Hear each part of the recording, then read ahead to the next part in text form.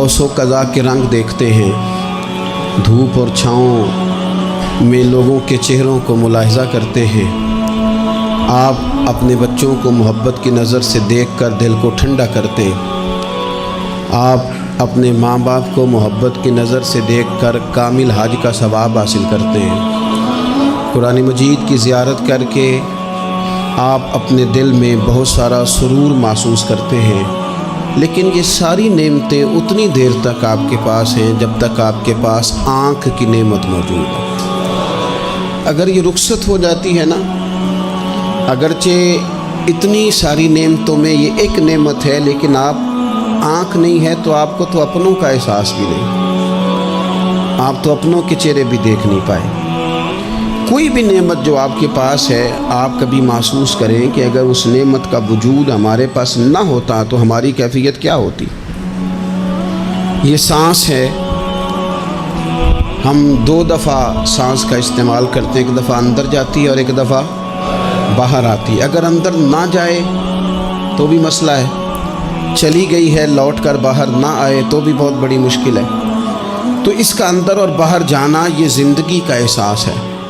अगर कभी सांस उखड़ने लगे और आपके सीने में आपकी सांस अटकने लगे तो एक बहुत बड़ी तशवीश है, एक बहुत बड़ी ऑक्सीजन है, पूरी तरह से इंसान को कैद कर दिया जाता है और वो कहता है कि मेरा तो सारा वजूद सलामत है।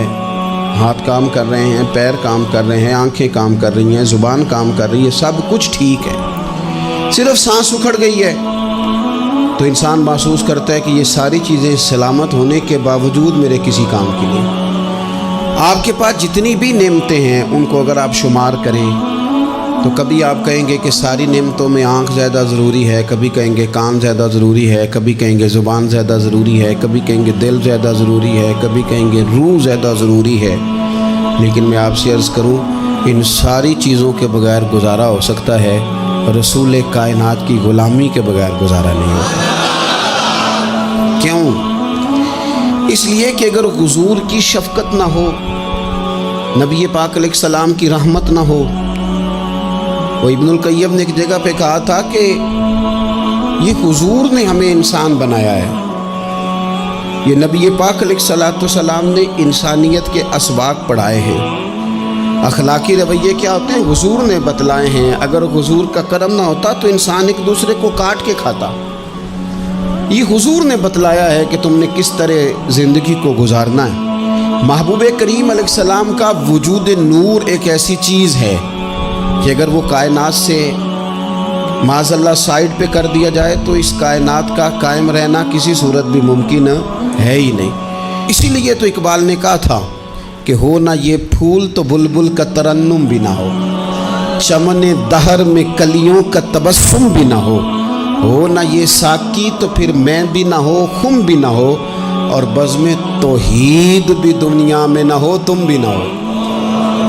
तो बड़ी बात कह गए हैं, मैंने भी उसको कोई नहीं खोलना। कहते हैं बज़्म तौहीद भी दुनिया में ना हो, तुम भी ना हो, खैमा इफलाक का इस्तादा इसी नाम से है, और नब्ज़े हस्ती तपश आमादा इसी नाम से है। तो इकबाल फिर हमें करना क्या है? कहने लगे करना आपको ये है कि कुव्वत इश्क से हर पस्त को बाला कर दे और दहर में इसमें मोहम्मद से उजाला कर दे। ये करने का काम है, इस रास्ते पे आप चल पड़े। मेरे भाई, पहली उम्मतों के आप तज़किरे पढ़ लें, किताबों में मौजूद हैं। सूरह आराफ को देख लें, उसमें बहुत सारी चीज़ों का तज़किरा कर दिया गया है, और भी कुरान मजीद की बेशुमार सूरतें हैं, आप उनको देख लें, उस पर गौर कर लें। जब कौमें नहीं मानती थी, इनकार करती थी, तो अल्लाह तबारक व तआला उन्हें तबाह कर देता था। बात नहीं मानी, ख़त्म हो गई। एक मकसद है ना जिसके लिए किसी चीज़ को बनाया गया, तो मकसद तख्लीक़ इंसानियत क्या है कि वमा खलक़तुल जिन्ना वल इंसा इल्ला लियअबुदून। जिन्नों और इंसानों को अल्लाह ने अपनी इबादत के लिए पैदा किया, और उनको जब इबादत की दावत दी गई, जब उन्हें पैगाम दिया गया अल्लाह ताला की तौहीद का, उन्होंने नहीं माना। तो जिस मकसद के लिए बनाया था, जब उस तरफ ही नहीं आए, ये पंखा लगाया जाता ना हवा के लिए, تو اگر پنکھا ہوا نہ دے تو اس کا کوئی چھت پہ کام ہے؟ اس کو اتار کے تو آپ سکریب والے کے پاس بھیج دیں گے، بھی ختم ہو گئی بات۔ تو مقصد جو تھا نا اللہ کی عبادت تھی، تو جب قومیں اللہ کی عبادت کی طرف نہیں آئیں تو اللہ نے انہیں تباہ کر دیا اور صفحہ ہستی سے مٹا دیا۔ اللہ تعالیٰ کے پیارے محبوب علیہ السلام نے کفار مکہ کو، قریش کو، عالم عرب کو، عالم انسانیت کو دعوت دی، وداعیا الی اللہ باذنہ وسراجا منیرا۔ اس منصب پر فائز ہو کر حضور نے دعوت دی۔ جب انہوں نے دعوت کا انکار کیا، حضور نے انہیں عذاب سے ڈرایا، اللہ کے عذاب سے، چونکہ حضور نذیر ہیں۔ انہوں نے یہ کہا کہ اگر آپ کہتے ہیں نا کہ ہم پر عذاب آئے گا تو پھر آپ وہ عذاب لے آئیں، ہم پہ آئے۔ جب کوئی آدمی منہ سے تباہی مانگے، جب کوئی شخص اپنے منہ سے یہ کہے کہ کر لیں جو ہوتا ہے معاذ اللہ، تو اگر تو سامنے والا کمزور ہو تو شاید وہ کچھ نہ کر سکے، لیکن یاد رکھنا کئی دفعہ کمزور ہوتا ہے تو کچھ نہیں کرتا، تو کئی دفعہ مہربان بڑا ہوتا ہے، رحمان اور رحیم کئی دفعہ کرم نوازی کرتا ہے۔ جب انہوں نے کہا نا کہ لائیں وہ عذاب ہے محبوب جس کا آپ وعدہ کرتے ہیں، تو اللہ نے کیا فرمایا؟ فرمایا وما کان اللہ لیعذبہم وانت فیہم۔ محبوب رب کی یہ شان ہی نہیں کہ انہیں عذاب دے، کیوں؟ اس لیے کہ آپ ان کے درمیان موجود ہیں۔ اے محبوب علیہ السلام، اللہ کی یہ شان نہیں کہ انہیں عذاب دے اس حال میں کہ آپ ان کے درمیان موجود ہیں۔ آپ میری بات کو سمجھیں گے، غور کریں گے کہ کافروں کے درمیان اگر حضور موجود ہوں تو عذاب نہیں آتا، تو قیامت میں جب حضور مومنوں کے بیچ موجود ہوں گے، مجھے کہہ لینے دو نا کہ اساں جے ہاں گناہیاں دا جدوں اعمال نامہ پھرول ہوئے، پھر ذرے ذرے نے سامنے آ جانا ہے، جو جو منہ تھی بولیا بول ہوئے، اساں بھی کول حضور دے بیٹھ رہنا ہے، لکھ عمل ترکڑی تول ہوئے، او دے کولوں بھی رب نے حساب لینا ہے جیڑا بیٹھا ہی محمد دے کول ہو صلی اللہ تعالی علیہ وسلم، او دے کولوں بھی رب نے حساب لینا ہے جیڑا بیٹھا ہی محمد دے کول ہوئے، جس کو کہتے ہیں قیامت حشر، جس کا نام ہے، جس کو کہتے ہیں قیامت حشر، جس کا نام ہے۔ تیرے دیوانوں کے لیے وہ دن تو جشن عام ہے، زیارت ہوگی نا حضور کی، تیرے دیوانوں کے لیے وہ دن تو جشن۔ اور ایک شاعر نے اور بات کھول دی، کہنے لگا ہر نظر کانپ اٹھے گی محشر کے دن، خوف سے ہر کلیجہ دہل جائے گا۔ اچھا جی پھر کیا ہوگا؟ ہر نظر کانپ اٹھے گی محشر کے دن، آنکھیں پھڑ پھڑائیں گی، کانپیں گی اور کلیجے پھٹیں گے۔ منظر ہی ایسا ہوگا، انسان اپنے پسینے میں ڈبکیاں کھا رہا ہے، حساب کا وقت آ گیا ہے اور سورج سوا نیزے پہ ہے، زمین دھڑک رہی ہے، تو کہنے لگے ہر نظر کانپ اٹھے گی محشر کے دن، خوف سے ہر کلیجہ دہل جائے گا، پھر اوڑھ کر کالی کملی وہ آ جائیں گے، پھر اوڑھ کر کالی کملی وہ آ جائیں گے، پھر اوڑھ کر کالی کملی وہ آ جائیں گے، ہر نظر کانپ اٹھے گی محشر کے دن، خوف سے ہر کلیجہ دہل جائے گا، پھر اوڑھ کر کالی کملی وہ آ جائیں گے، سارے محشر کا نقشہ بدل جائے گا۔ میرے عزیز، حضور کے بغیر گزارا، نبی کریم کے بغیر کوئی چارہ، ہمارا کوئی سہارا ہی نہیں حضور کے بغیر، ہم کدھر جائیں سوائے محبوب کے۔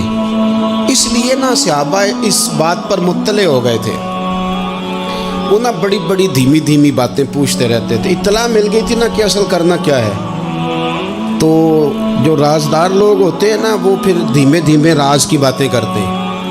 حضرت انس بن مالک حضور کے خادم تھے، اماں نے دے دیا تھا حضور کی بارگاہ میں، کہتے ہیں میں 10 سال مدینے میں حضور کی نوکری کرتا رہا، تو قریب سے دیکھا تھا نا سارا کچھ، بہت ساری احادیث ان سے مروی ہیں، بڑی چیزوں کو دیکھا تھا، تو اب سیانے ہو گئے، باتیں سمجھ گئے، قریب رہنے والے لوگ تو قربان پچھانن والے ہیں، تو گل جان گئے گل کھول دے نہیں، تو قریب پہنچ گئے تھے نا، تو سمجھ آ گئی تھی بات کی۔ تو ترمذی میں موجود ہے، ایک دن حضور سے پوچھتے ہیں یا رسول اللہ قیامت والے دن آپ کو کہاں تلاش کروں؟ یعنی حضور علیہ السلام سے پوچھتے ہیں حضور میں نا قیامت والے دن بھئی بات تو یہ نا کہ اعمال ٹھیک کیے جائیں، معاملات پر توجہ دی جائے، عبادات کا خیال کیا جائے، جو ہمارے ذمہ ڈیوٹیاں ہیں وہ پوری کی جائیں۔ تو وہ کہتے ہیں حضور وہ قیامت والے دن کہاں تلاش کروں؟ تو حضور نے بھی نہیں فرمایا کہ تو اعمال ٹھیک کر، مجھے ڈھونڈنے کی کیا ضرورت ہے، کہاں ڈھونڈوں؟ تو حضور فرمانے لگے مسکرا کے فرمانے لگے، چونکہ قربان پچھانن والے ہیں تو اے گل جان گئے، گل کھول دے نہیں۔ حضور علیہ السلام سے کہا یا رسول اللہ میں نہ قیامت والے دن کہاں تلاش کروں؟ تو حضور فرمانے لگے حوض کوثر پہ۔ یا رسول اللہ وہاں کیا ہوگا؟ تو فرمایا امت پیاسی آئے گی تو میں جام بھر بھر کے پلاؤں گا، میں جام بھر بھر کے پلاؤں گا۔ ایسا کہ تیری خیر تیرے میں کدے کی خیر، ایسی پلا کہ جس کا نشہ عمر بھر رہے۔ اور ایک نے کہا تھا کہ طیبہ سے منگائی جاتی ہے، سینوں میں رچائی جاتی ہے، توحید کی میں پیالوں سے نہیں نظروں سے پلائی جاتی ہے۔ حضور صلی اللہ علیہ وسلم نے فرمایا حوض کوثر پہ بھی جام پلائیں گے۔ سیانے بڑے تھے، حضرت انس اور بلا ہمارا کر رہے تھے، یہ حضور سے پوچھ کے نا تو ہمیں ایڈریس بتا رہے ہیں، کیونکہ حدیث روایت کر دی نا تو ہمیں ایڈریس سمجھا دیے، پتے بتا دیے کہاں پہنچنا ہے، ساری جگہ سمجھا دی۔ چلیں جدید دور آ گیا ہے، انہوں نے لوکیشن بتا دی کہ کہاں کر کے نا کس جگہ جا کے سٹاپ کرنا ہے کام۔ یا رسول اللہ وہاں ملاقات نہ ہوئی تو حضور نے فرمایا پھر پل صراط پہ آنا۔ یا رسول اللہ وہاں کیا ہوگا؟ فرمایا امت گزر رہی ہوگی اور میں دعائیں مانگ رہا ہوں گا، رب سلم امتی رب سلم امتی، یا اللہ میری امت کو سلامتی سے گزار دے۔ تو وہاں آ جانا، میں دعائیں وہاں مل جاؤں گا، قربان جائیں۔ فاضل بریلوی بول پڑے، کہنے لگے خدا کی رضا چاہتے ہیں دو عالم، خدا چاہتا ہے رضائے محمد، اجابت کا جوڑا عنایت کا سہرا، دلہن بن کے نکلی دعائے محمد، اجابت نے جھک کر گلے سے لگایا بڑی ناز سے جب دعائے محمد، رضا اب پل سے وجد کرتے گزریے کہ ہے رب سلم دعائے محمد صلی اللہ۔ تو عرض کی یا رسول اللہ وہاں ملاقات نہ ہوئی تو؟ میں نے کہا وہ ہمیں لوکیشن سمجھا رہے تھے، انہیں تو پتا تھا پہلے ہی، ایک قربان پچھانن والے ہیں تو ایک گل جان گئے گل کھول دے نہیں۔ تو وہاں نہ ملاقات ہوئی تو حضور نے فرمایا پھر میزان عمل پہ آنا۔ یا رسول اللہ وہاں کیا ہوگا؟ فرمایا امت کے عمل تول رہے ہوں گے اور میں ان کے لیے دعائیں کر رہا ہوں گا۔ میں نہیں جا سکا کبھی بچوں کے ساتھ پیپر دلوانے، استاد کو اجازت نہیں دیتے، کہتے ایک ایگزامینر اور آئے گا کوئی، جس نے پڑھایا ہو اسے اجازت نہیں کہ تو جا۔ ابا جی کو اجازت نہیں ہوتی کہ وہ ایگزامینیشن ہال میں جائے، وہاں تو کوئی اور لوگ آتے ہیں۔ یہ بھی عجیب سبق ہے نا کائنات کا کہ سارے تعلیم و تربیت کے اسباق بھی حضور پڑھائیں، رنگ بھی سارا حضور ہی بتائیں، اور قبر کے سوالات بھی سارے ہمیں حضور بتا دیں، اور جب پیپر ہونے لگے تو سرانے بھی کھڑے ہو جائیں۔ تو پھر کہہ لینا ایک دفعہ پھر کہ وہ دے کولوں کی رب نے حساب لینا، جیڑا بیٹھا ہی محمد دے کول، وہ دے کولوں کی رب نے حساب لینا۔ میرے عزیز ہمارا گزارا نہیں حضور کے بغیر۔ لوگ اصل میں نا ہمارا مسئلہ نہیں سمجھتے، ہمارا مسئلہ کچھ اور ہے۔ لوگ ہمیں نا بلا وجہ پریشان کرتے ہیں، کبھی جھنڈے سے، کبھی ڈنڈے سے، کبھی جھنڈی سے، کبھی کسی شے سے، کبھی کسی شے سے، کبھی کہتے ہیں وہ نعت اونچی پڑھ لی، کبھی کہتے ہیں سلام اونچا پڑھ لیا، کبھی کہتے ہیں وہ جھنڈیاں لگا دی۔ میں نے کہا آپ کی بات بھی ٹھیک ہے پر ہمارا مسئلہ تو سمجھو نا، ہمارا گزارا نہیں نا بھائی۔ جو کسے دا عاشق ہوئے وہ گالو سے دی، 100 مکر بہانے کر کے۔ میں پوچھے ہے میاں صاحب نے مزار تے جا کے کہ مکر کرنے ٹھیک نے؟ تو آخیا نا مکر کردا ہے تے حضور ٹھیک نے؟ تے مینوں لگدا ہے کہ پولا جان دے سے پے کہ سونا راضی کرنا ہوئے تے موڑ ٹھیک نے۔ حضور نے ایک دن کہا تھا، حضرت ابو سعید خدری نے کہا یا رسول اللہ آپ قرآن پاک کی تلاوت کر رہے تھے، قرآن پاک بڑا سونا پڑھتے تھے نا، تو نبی کریم نے سن لیا، اب کیا کریں دلیل دیں گے تو بات مضبوط ہو جائے گی۔ حضور نے سن لیا تو بعد میں فرمایا ابو سعید تو بڑا سونا قرآن پڑھتا ہے، رب کے علاوہ کسی کو دکھا کے عبادت کرنی جائز ہے؟ حضرت ابو سعید خدری کہنے لگے سن رہے ہیں، مجھے پتہ نہیں تھا آپ سن رہے ہیں، ورنہ میں نے تو اور بنا کے پڑھنا تھا۔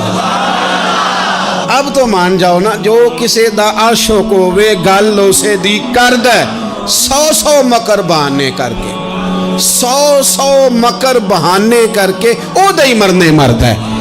میرے عزیز ہماری مجبوری ہے, لوگ اس بات کو سمجھتے نہیں, ہماری مجبوری ہے, حضور کا میلاد ضروری ہے. لوگ سمجھتے نہیں بات کو, اس لیے بلا وجہ رٹا ڈال کے بیٹھتے ہیں. بھئی ہم نے تو کوئی رٹا ڈالنا نہیں, نہ سیاست کا, نہ دولت کا, نہ اقتدار کا, نہ کسی اور چیز کا. سیاست دے جھگڑے اساں چھوڑ دیتے, اتنے محبت دا جھگڑا ہے, یہ چھڑا کوئی نہیں سکتا. تو میرے عزیز ہمارا حضور کے بغیر گزارا. اور نبی پاک علیہ السلام کے بارے میں رب فرماتا ہے وَلَسَوْفَ يُعْطِيكَ رَبُّكَ فَتَرْضَىٰ, محبوب میں آپ کو اتنا دوں گا کہ آپ اپنے رب سے راضی ہو جائیں گے. کیا کروں میں اب, یہ آیت اتنی شاندار ہے.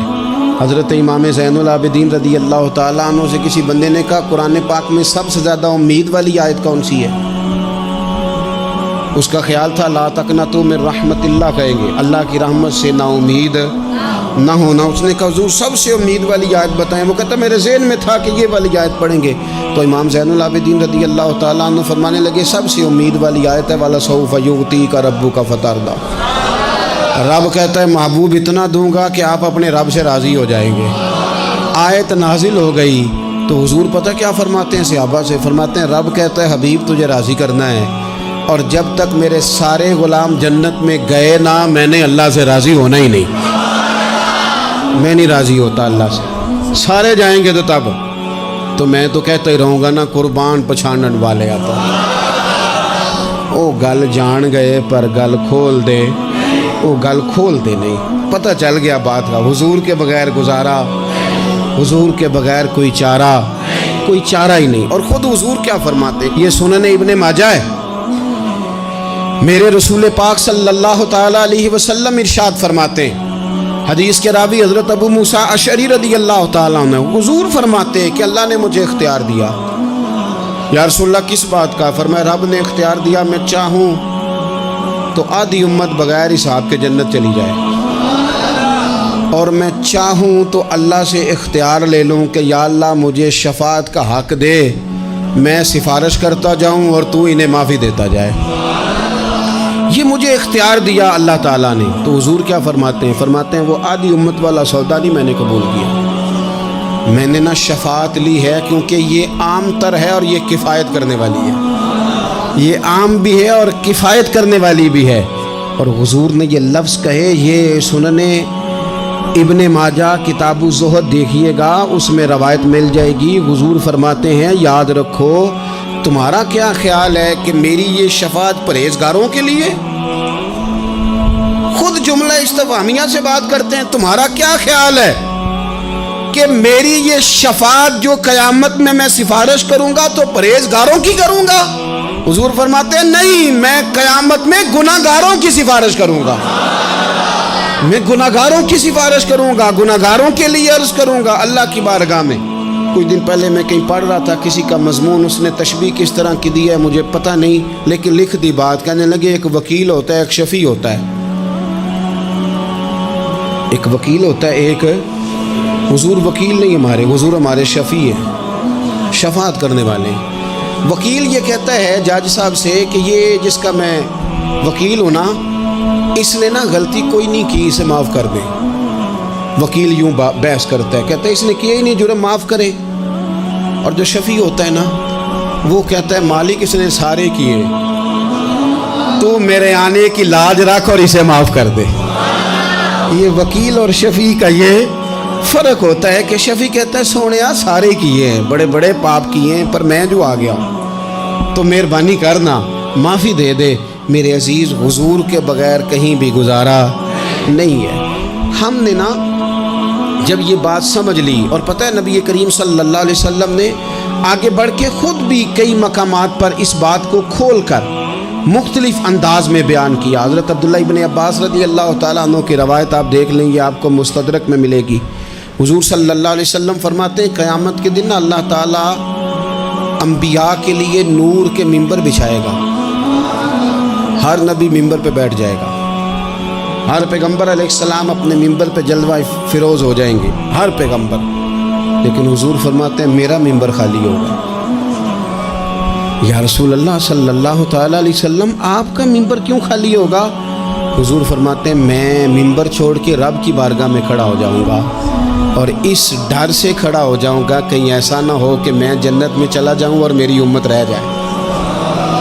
میں اپنی امت کی سفارش کروں گا، رب میری امت کی سفارش قبول کرے گا۔ فرماتے ہیں میں اتنی سفارش کروں گا کہ جہنم کا دروغہ مجھ سے کہے گا کہ محبوب کمال ہو گئی، آپ نے تو اپنا کوئی غلام دوزخ میں رہنے نہیں دیا، سارے آپ نے نکال دیے۔ کسی شاعر نے بڑی خوب بات کی تھی، اس نے کہا تھا کہ یاد رکھو قیامت کا جو دن ہے نا، یہ قیامت کا دن دراصل ہمارا وقت ہوگا خاص، جب ہم نبی پاک صلی اللہ علیہ وسلم کی بارگاہ میں جائیں گے تو ہمیں سمجھ آ جائے گی کہ دنیا میں ہم نے کئی دوستیاں لگائی تھیں پر جھوٹی لگا بیٹھے، ایک دوستی سچی ہے جو مدینے والے کی ہے۔ وہ کہتے ہیں محمد بوٹیا جھوٹا ہی جاگ سارا، اے سچیاں مدینے والے دیاں یاریاں، سچیاں مدینے والے دیاں۔ تو نبی پاک صلی اللہ علیہ وسلم کے بغیر نہ دنیا میں گزارا ہے، نہ قبر میں گزارا ہے، نہ آخرت میں گزارا ہے۔ اب ایک سبق ہے، وہ سبق بھی آپ نے ضرور یاد کرنا ہے۔ جس شخصیت کے بغیر ہمارا گزارا نہیں، نہ قبر میں، نہ حشر میں، نہ پل صراط پہ، نہ میزان عمل میں، نہ حوض کوثر پہ، تو ہمارا ان کے بغیر دنیا داری میں گزارا کیسے ہو جاتا ہے؟ ہمارا تجارت بھی حضور سے سیکھیں، گھرداری بھی حضور سے سیکھیں، شادی بیاہ کے طریقے بھی حضور سے سیکھیں۔ جب گزارا نہیں حضور کے بغیر تو پھر زندگی کے سارے سلیقے حضور سے سیکھیں۔ پھر ادھر ادھر جانے کی ضرورت ہے، حضور کی سیرت کو پڑھیں، سوانے کو پڑھیں، حیات مبارکہ کا مطالعہ کریں۔ یہ جو ہم میلاد کا جلوس لے کے نکلتے ہیں نا، جب ہم نے نا بہت ساری چیزوں کو سطحی سا سمجھ لیتے ہیں معاذ اللہ بعض اوقات۔ یہ جب ہم میدان میں نکلتے ہیں نا میلاد کے جلوس میں، حضور کے نام کا نعرہ لگاتے ہیں، تو ہم نہ للکارتے ہیں اس نظام کو جو نظام حضور سے پہلے تھا۔ امیر غریب کی تقسیم تھی، ذات برادری کی تقسیم تھی، چھوٹے بڑے کی تقسیم تھی، گورے کالے کی تقسیم تھی۔ ہم جب میدان میں نکل کے نعرہ لگاتے ہیں تو ہم اس نظام کو للکارتے ہیں، ہم کہتے ہیں وہ نظام نہیں چلے گا، وہ حضور کا میلاد ہو گیا ہے۔ اب نظام وہ ہے کہ جس پلیٹ میں ابو بکر صدیق کھانا کھائیں گے اسی میں بلال حبشی بھی کھائیں گے۔ اب نظام وہ ہے کہ اگر غریب آدمی جرم کرے گا تو سزا ملے گی، تو اگر گورنر کا بیٹا جرم کرے گا تو سزا اسے بھی ملے گی۔ اب حضور کا نظام آ گیا، ہم اس نظام کی طرف بڑھتے ہیں، اپنے آپ کو حضور کے قدموں کی طرف مائل کریں۔ میلاد صرف 1 سے 12 ربیع الاول تک نہیں، میلاد سارا سال ہے، ذکر میلاد سارا سال ہے، میلاد کی محفل سارا، اور میلاد صرف مسجد میں نہیں، گھر میں بھی ذکر میلاد، دکان میں بھی ذکر میلاد۔ ذکر میلاد سے مراد حضور کی تعریفیں، نبی پاک کی شانیں، حضور کی باتیں، آ میرے دل آمنہ کے لال کی باتیں کر، چہرہ والشمس کے اجلال کی باتیں کریں، اپنی طبیعتیں حضور کے ساتھ لگائیں، اپنے آپ کو حضور کے قدموں سے وابستہ کریں اور عشق کریں نبی پاک سے۔